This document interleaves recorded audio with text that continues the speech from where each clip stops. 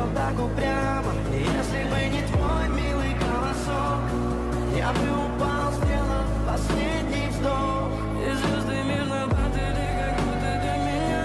Я каждый раз загадывал тебя не потерять, но больше не могу, я просто мучаю себя.